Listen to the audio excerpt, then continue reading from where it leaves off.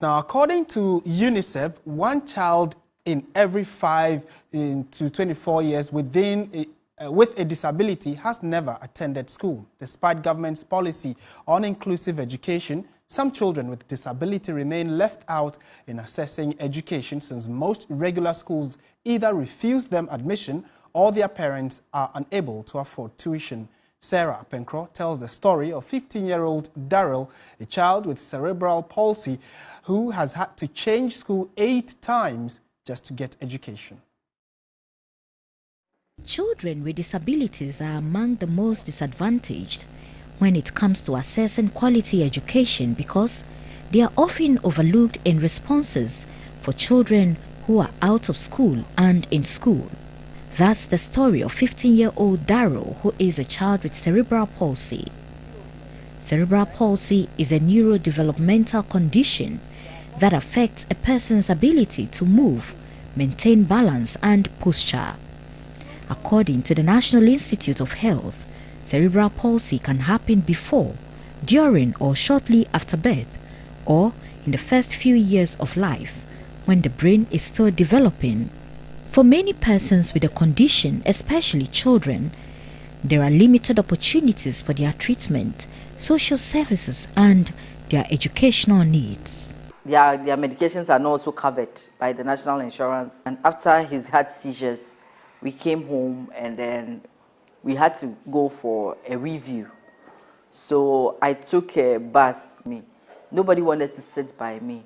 The maid had the courage, that's a conductor, they had the courage to tell me, Madam, I want to meet you at seat and I am patrol.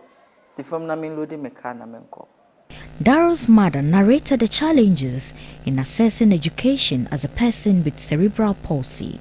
My boy has been to, if I may say, about 6 to 8 schools. They will tell you he's beating the children, he's doing that, and then at a point in time, the parents will start taking their kids out of the school.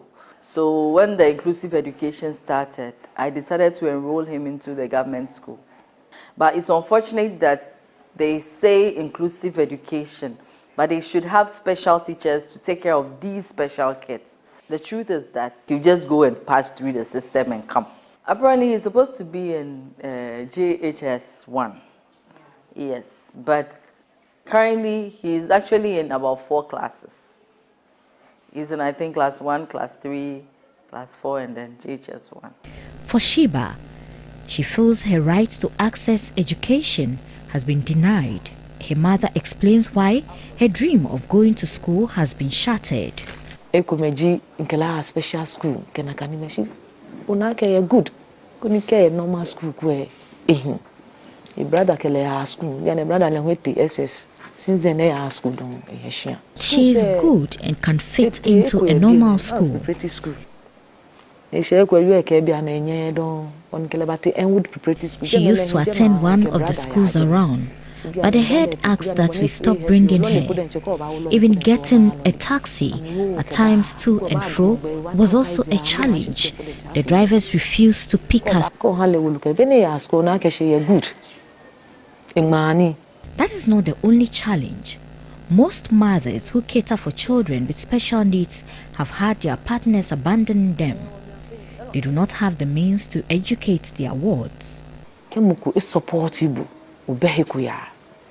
As a government, social welfare is every year.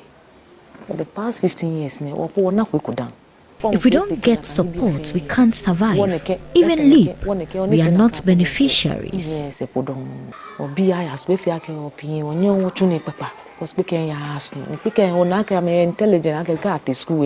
We followed up severally and gave up. We can't work, and they are intelligent, but the schools refuse to admit them. Teachers say, special teachers best school. Ghana's inclusive education policy, which spells out the strategic path for education of children with special educational needs, is currently being reviewed. Achieving the right inclusive education policy is said to require a multifaceted approach in any country, but certainly not an impossible feat. Sarah Apenkro, TV3 News, Accra.